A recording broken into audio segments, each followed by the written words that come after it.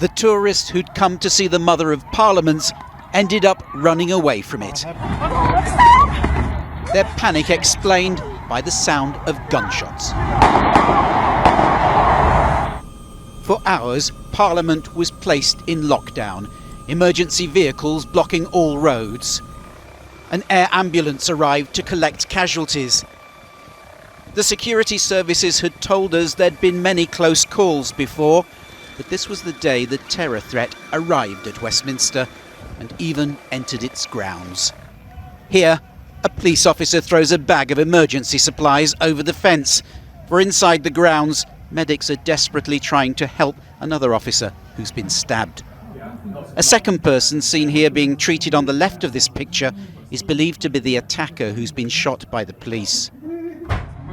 Armed officers entered the Palace of Westminster. MPs and Lords were being ordered to remain inside, but some ran out. We ran out of the building, but we were all getting stuck in the doors, so we had to get the doors open, and I think they'd locked the doors to try and keep us in, but we had to get out because we thought there was somebody. We didn't know what had happened, we just knew that the shots had been fired.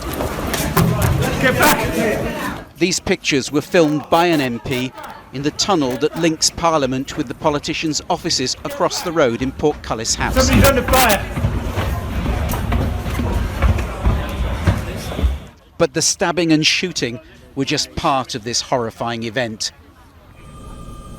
On Westminster Bridge there is a trail of carnage. A car has mounted the pavement, deliberately mowing down pedestrians as it headed for the Houses of Parliament. The injured are scattered where they were knocked down. There are multiple casualties. There were people on the ground on the far side of the bridge from one end to the other. The car reached the perimeter of Parliament before crashing into railings. In this image there is still smoke coming from its engine. Tourists mill around it. The police haven't yet arrived.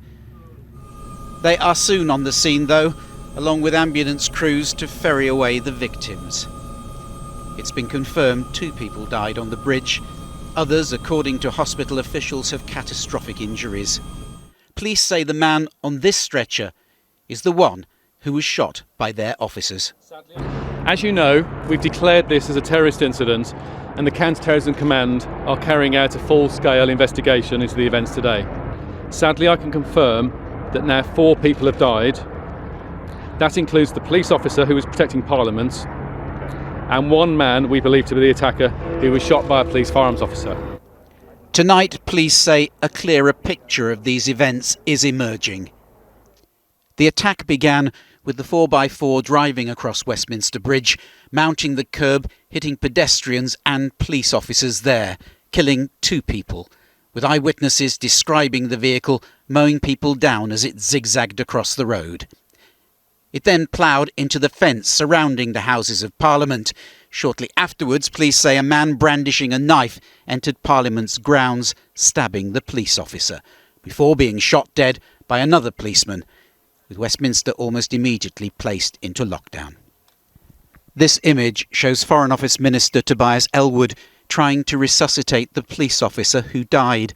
Tonight we've learnt the officer was unarmed and minutes before being attacked was talking to tourists and posing for their selfies.